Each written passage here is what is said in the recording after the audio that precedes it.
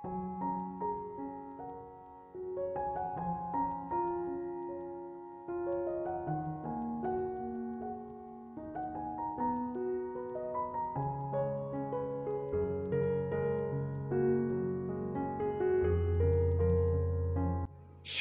দর্শক, আসসালামু আলাইকুম।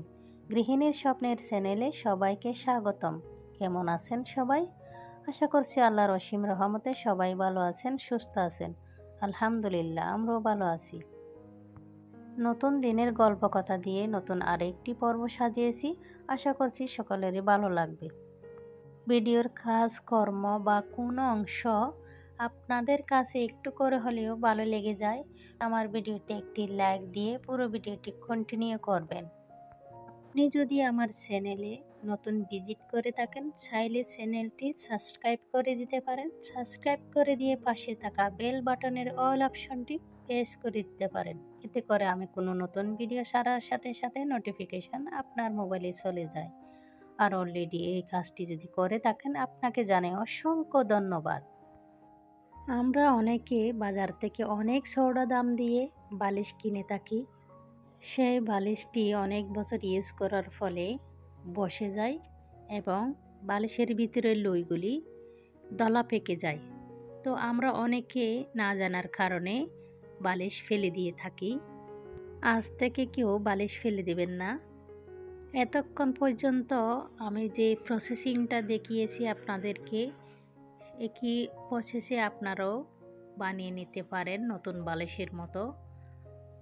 আমার ঘরের ম্যাক্সিমাম বালিশগুলি ব্যবহারের অযোগ্য হয়ে গেছে, তাই অযোগ্য বালিশকে যোগ্য করে তোলার টেকনিকটি আপনাদেরকে দেখিয়ে দিলাম। চাইলে আপনারাও আমার মতো একই প্রসেসে বালিশ বানিয়ে নিতে পারেন। এইবার সব লইগুলি আলতো হাতে ভরে নেব। সব জায়গা সমান করে ভরে নিয়ে বালিশের মুখটি আমি মেশিনের সাহায্যে আটকে দেব। তো চলে আসলাম আমার সেলাই মেশিনের কাছে। এই মেশিনটি আমার শখের মেশিন। আমি অনেক শখ করে নিয়েছি এই মেশিনটা। বাসা শেষ করার সময় বৃষ্টি হয়েছিল, তার কারণে আমার মেশিনটা একেবারে নোংরা হয়ে গেছে, পালিশগুলি উঠে গেছে। কিছু করার নেই, বাসা শেষ করার সময় অনেক কিছু নষ্ট হয়ে যায়। আমার ড্রেসিং টেবিল আর আমার খাট, আমার মেশিনটা পালিশ চলে গেছে, একেবারে নষ্ট হয়ে গেছে। মেশিনটি ভালোভাবে ক্লিন করে নিয়েছি। এখানে দেখতে পাচ্ছেন এক বক্স মিনি সুতা। এই সুতা দিয়ে আমি সব সময় কাপড় সেলাই করি। আমার মেশিনের প্রায় জিনিস আপনাদের ভাইয়াকে দিয়ে আমি গোলাম রসুল মার্কেট থেকে কিনে থাকি। ওইখান থেকে কিনলে একটা জিনিস সুবিধা হয় কি জানেন, পাইকারি দামে সব জিনিস ওইখানে পাওয়া যায়। তো এলাস্টিক বলেন, সুতা বলেন, মেশিনের অন্য জিনিস, সব জিনিস ওইখানে পাওয়া যায়। একটা দোকান থেকে সব জিনিসই কিনে নেওয়া যায়। তো যাই হোক, অনেক কথা বলে ফেললাম। যদি ভুল ত্রুটি হয়ে থাকে আপনারা আমাকে সবাই ক্ষমা সুন্দর দৃষ্টিতে দেখবেন। আর এদিকে মেশিনের বিড়ালটি সবসময় আমার ছেলে ফেলে দেয়, ও বারবার মেশিনটা চালাতে থাকে। আমার বাবাটি মাশাআল্লাহ অনেক বড় হয়ে গেছে, এখন এদিক থেকে ওদিকে দৌড়াতে পারে। যখন আমি খাবার খাওয়াতে নিই তখন ও দূরে দূরে একেবারে বিছানায় গিয়ে শুয়ে যায়, কোনো রকম খাবার খাইতে চায় না। আমার সাথে দুষ্ট করে করে এটা ফেলে দে ওইটা ফেলে দে। ওর দুষ্টামি দেখলে আমার খুবই আনন্দ লাগে, আবার মাঝে মাঝে ভয়ও লাগে কোন সময় ও আছাড় খেয়ে পড়ে যায়। এমনি তো দৌড়াদৌড়িতে অনেক আছাড় খেয়ে থাকে। আল্লাহ আমার বাবাকে হেফাজতে রাখো। বালিশটি সেলাই করে নেব, দেখি পারি কি না। অনেক চেষ্টা করেছি মেশিনে সেলাই করানোর জন্য, চেষ্টা বিফল হয়ে গেছে, কিন্তু আমি সুই সুতা দিয়ে বালিশটি ভালোভাবে সুন্দর করে বানিয়ে নিয়েছি। দেখতে পাচ্ছেন অনেক সুন্দর হয়েছে, অনেক সফট হয়েছে, অনেক আরামদায়ক। ভালো মানের বালিশ কিনতে গেলে 5 থেকে 600 টাকা লাগে।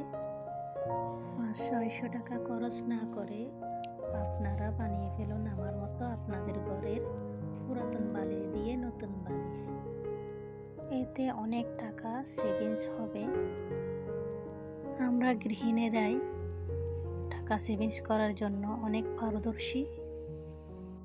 এরপর চলে আসলাম আমার কিচেনে। আজকে আমি কাঁচা ছুরি দিয়ে আলু বিচি রান্না করব। কাঁচা ছুরি আলু বিচি দিয়ে আজকে প্রথম রান্নাটা আমি করব। এর আগে কখনো করি নাই।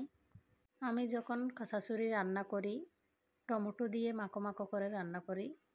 দেখি আজকের রান্নাটা কেমন স্বাদ হয়। কাঁচা ছুরি আপনাদের ভাইয়ার পছন্দের একটি মাছ। কুমিল্লায় যাওয়ার আগে আমাকে অনেকগুলি কাঁচা ছুরি এনে দিয়েছে আপনাদের ভাইয়া। আপনাদের ভাইয়া চট্টগ্রাম থেকে কুমিল্লায় ট্রান্সফার হয়েছে। যেদিন থেকে আপনাদের ভাইয়া চলে গিয়েছে সেই দিনের পর থেকে সংসারের দায়ভার আমার উপরে পড়েছে। এখন আমাকে একা হাতেই সব কিছু সামলাতে হয়েছে। যখন আপনাদের ভাইয়া চট্টগ্রামে ছিল তখন সব কিছু ও এনে দিয়েছে আমাকে। যখন যেটা লাগে সেটা এনে দিয়েছে।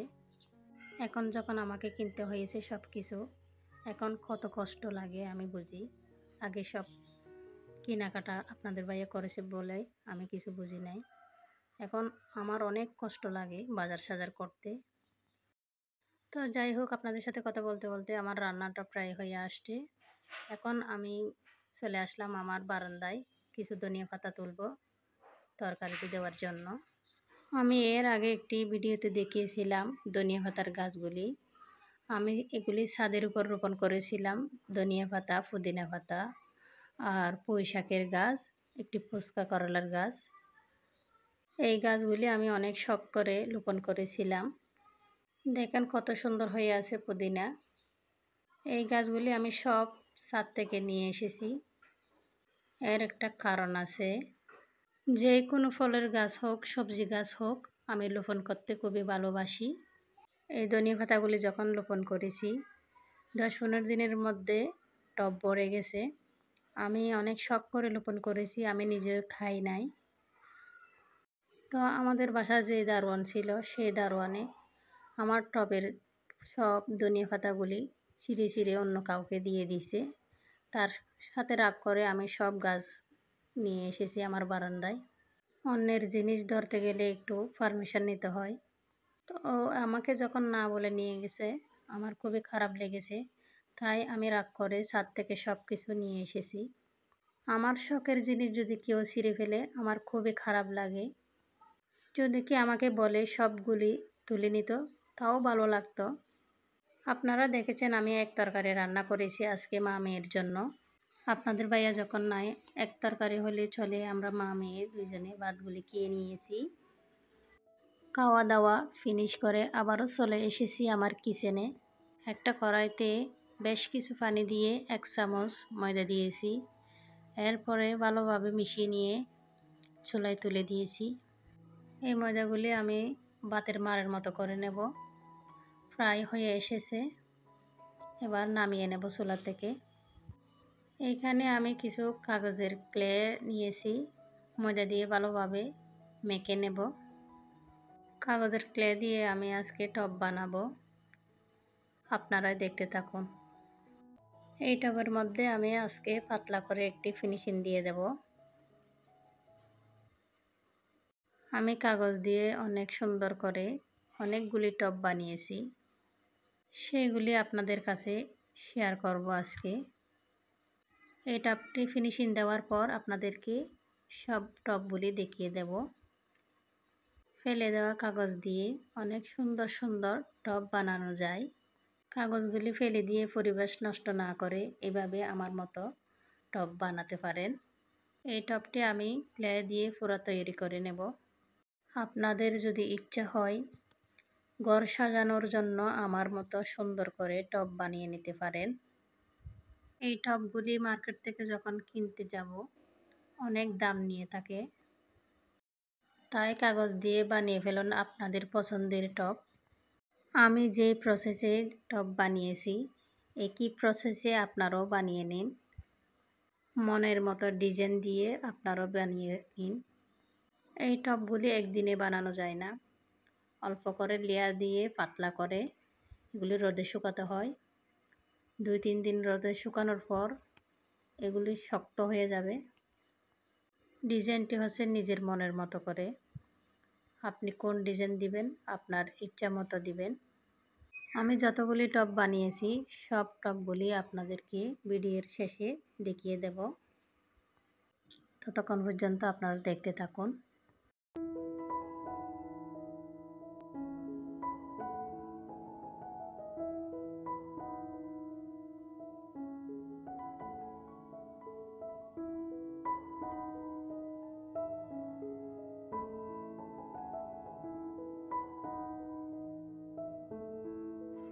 আজকে টব বানানোর প্রসেসিংটা আপনাদের কাছে কেমন লেগেছে কমেন্টস করে জানাতে পারেন।